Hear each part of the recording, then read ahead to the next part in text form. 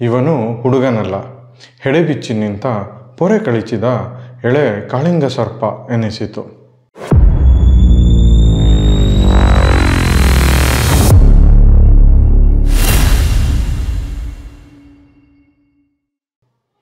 ನಮಸ್ಕಾರ, 64 ಚಾನಲ್ಗೆ ಸ್ವಾಗತ.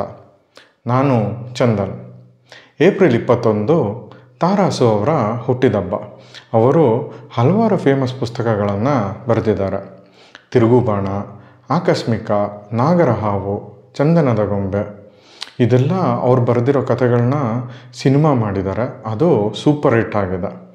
ಅವರ ಹುಟ್ಟಿದಬ್ಬದ ಪ್ರಯುಕ್ತ ನಾವು ಓದಿದ್ದು ವಿಭಾಗದಲ್ಲಿ ಇವತ್ತು ನಾವು ಪರಿಚಯ ಮಾಡ್ಕೋತಾ ಇರೋ ಅವರ ಕೃತಿ ಕೇಂದ್ರ ಸಾಹಿತ್ಯ ಅಕಾಡೆಮಿ ಪ್ರಶಸ್ತಿ ಕೂಡ ಪಡೆದಿದೆ. ಅದೇ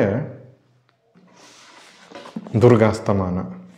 ಲೇಖಕರು ತಾರಾಸು, ಪ್ರಕಾಶಕರು ಹೇಮಂತ ಸಾಹಿತ್ಯ, ಪುಟಗಳು 672, ಬೆಲೆ 600 ರೂಪಾಯಿಗಳು, ಜಾನ್ರ ಹಿಸ್ಟ್ರಿ.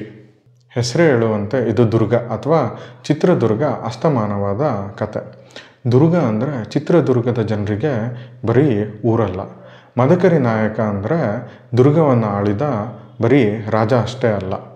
ದುರ್ಗ ಮತ್ತು ನಾಯಕ ಅಂದರೆ ಅವರ ಜನರಿಗೆ ಒಂದು ಎಮೋಷನ್ಸ್ ಕೂಡ. ನೀವು ಅವ್ರನ್ನ ಮಾತಾಡ್ಸಿ ನೋಡಿ, ನಮ್ಮ ದುರ್ಗ ಅಂತಲೇ ಮಾತು ಸ್ಟಾರ್ಟ್ ಮಾಡ್ತಾರೆ. ಅಂಥ ಚಿತ್ರದುರ್ಗ ಮತ್ತು ಮದಕರಿ ನಾಯಕನ ಬಗ್ಗೆ ಇರೋ ಕಥೆನೇ ಈ ಪುಸ್ತಕ. ನಾವು ಮದಕರಿ ನಾಯಕನ ಬಗ್ಗೆ ಬಹುಶಃ ನಾಗರಹಾವು ಸಿನಿಮಾದಲ್ಲಿರೋ ಹಾಡಿನಲ್ಲಿ ಕೇಳಿರ್ತೀವಿ. ಅದು ಬಿಟ್ಟರೆ ಮದಕರಿ ನಾಯಕರ ಬಗ್ಗೆ ಯಾವುದೇ ಇತಿಹಾಸದ ಪುಸ್ತಕದಲ್ಲಿ ನಾವು ಅಷ್ಟಾಗಿ ಓದಿರೋದಕ್ಕೆ ಚಾನ್ಸ್ ಇಲ್ಲ. ಆದರೆ ಮದಕರಿ ನಾಯಕರ ಬಗ್ಗೆ ಹಲವಾರು ಜನಪದ ಕಥೆಗಳು, ಜನಪದ ಹಾಡುಗಳು ಇವೆ. ಇದನ್ನು ಬೇಸಾಗಿಟ್ಕೊಂಡೆ ತಾರಾಸು ಅವರು ಈ ಕಥೆನ ಬರೆದಿದ್ದಾರೆ. ಮದಕರಿ ನಾಯಕ ಒಬ್ಬ ಅಸಾಮಾನ್ಯ ವೀರ, ಅಷ್ಟೇ ಕೋಪಿಷ್ಟ ಕೂಡ. ತನ್ನ 12ನೇ ವಯಸ್ಸಿಗೆ ಪಟ್ಟಾಭಿಷೇಕ ಮಾಡಿಸ್ಕೊಂಡು ಚಿತ್ರದುರ್ಗವನ್ನು ಆಳ್ತಿರ್ತಾನೆ. ಅಷ್ಟು ಸಣ್ಣ ವಯಸ್ಸಿಗೆ ಅವರು ರಾಜ್ಯಭಾರ ಹೇಗೆ ಮಾಡಿದ್ರು, ಆ ಟೈಮಲ್ಲಿ ಹಲವಾರು ವೈರಿಗಳು ಅವ್ರ ಮೇಲೆ ಅಟ್ಯಾಕ್ ಮಾಡೋಕ್ಕೆ ಟ್ರೈ ಮಾಡ್ತಾರೆ. ಅದನ್ನೆಲ್ಲ ಹೇಗೆ ಸಂಭಾಳಿಸಿದ್ರು, ಅವರು ರಾಜ್ಯನ ಹೇಗೆ ನಡೆಸಿದ್ರು, ಚಿತ್ರದುರ್ಗದ ಜನರಿಗೆ ಮದಕರಿ ನಾಯಕ ಅಂದರೆ ಯಾಕಿಷ್ಟು ಪ್ರೀತಿ, ಇದನ್ನೆಲ್ಲ ನೀವು ಪುಸ್ತಕ ಓದಿನೇ ತಿಳ್ಕೊಬೇಕು. ಈ ಪುಸ್ತಕ ಮದಕರಿ ನಾಯಕರ ಬಗ್ಗೆ ತುಂಬ ಆಬ್ಜೆಕ್ಟಿವ್ ಆಗಿ ಹೇಳ್ತಾ ಹೋಗುತ್ತೆ. ಬರೀ ಅವರಲ್ಲಿದ್ದ ಒಳ್ಳೆ ಗುಣಗಳು, ಧೈರ್ಯ, ಸಾಹಸಗಳ ಬಗ್ಗೆ ತಿಳಿಸ್ದೆ ಅವರಲ್ಲಿದ್ದ ನೆಗೆಟಿವ್ ಸೈಡ್ಸ್ನು ಕೂಡ ಈ ಪುಸ್ತಕ ನಮಗೆ ಹೇಳ್ತಾ ಹೋಗುತ್ತೆ. ಮದಕರಿ ನಾಯಕರ ಬಾಲ್ಯದಿಂದ ಹಿಡಿದು ಕೊನೆಯವರೆಗೂ ಅವರ ಜೀವನದಲ್ಲಿ ಏನೇನು ಘಟನೆಗಳು ನಡೀತು ಅನ್ನೋದನ್ನು ತುಂಬ ಸ್ಪಷ್ಟವಾಗಿ ಕಣ್ಣಿಗೆ ಕಟ್ಟೋ ಹಾಗೆ ಈ ಪುಸ್ತಕದಲ್ಲಿ ಲೇಖಕರು ವಿವರಿಸ್ತಾ ಹೋಗ್ತಾರೆ.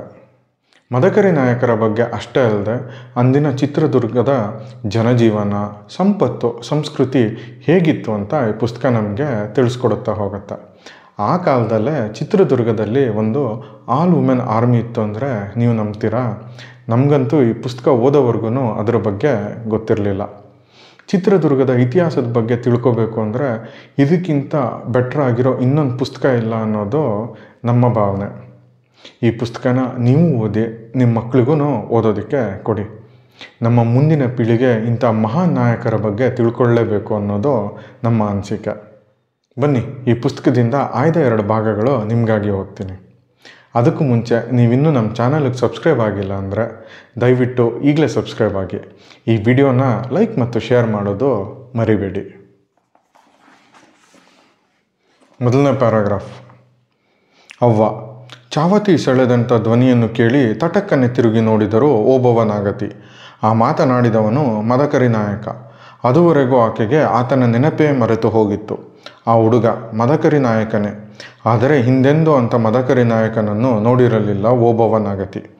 ಹುಡುಗು ಕಳೆ ಸೂಸುತ್ತಿದ್ದ ಮದಕರಿ ನಾಯಕನ ಮುಖವೀಗ ಕಾರ್ಮೋಡ ಕವಿದು ಸಿಡಿಲಪ್ಪಳಿಸುವ ಮುಗಿಲಿನಂತಿತ್ತು.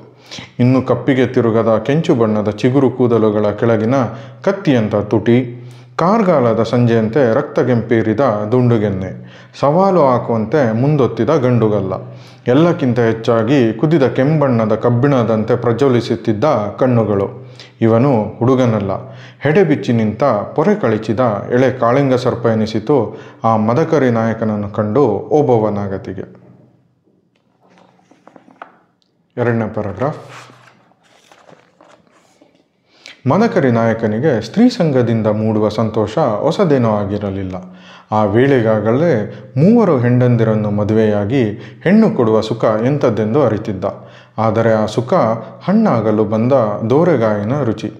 ಕಡೂರಿಯದು ಮರದಲ್ಲೇ ಬಲಿತು ಹಣ್ಣಾದ ಫಲದ ಸವಿ. ಎಷ್ಟುಂಡರೂ ಸಾಕೆನಿಸದಷ್ಟು, ಮತ್ತಷ್ಟು ಬೇಕೆಂಬ ಬಯಕೆಯನ್ನು ಮೂಡಿಸುವ ಕಾಮಕಲೆಯನ್ನು ಹುಟ್ಟುವಾಗಲೇ ಕಲಿತು ಬಂದ ಹೆಣ್ಣಿನ ಮಾದಕವಾದ ರತಿವಿಲಾಸ. ತಾಯಿಯ ಎಚ್ಚರಿಕೆ ಮಾತಿಲ್ಲದಿದ್ದರೆ ಮದಕರಿ ನಾಯಕ ಆ ವಿನೂತನ ರಸಕೇಳಿಯಲ್ಲಿ ಮೈಮರೆತು ಬಿಡುತ್ತಿದ್ದನೋ ಏನೋ. ನಾನು ಹೀಗೆ ನಮ್ಮ ಪರಿಚಯಸ್ಥರ ಒಬ್ಬರು ಸಣ್ಣ ಮಗುವಿನ ಹತ್ರ ಕೇಳಿದೆ, ನಿನಗೆ ಮದಕರಿ ನಾಯಕ ಯಾರು ಅಂತ ಗೊತ್ತಾ ಅಂತ.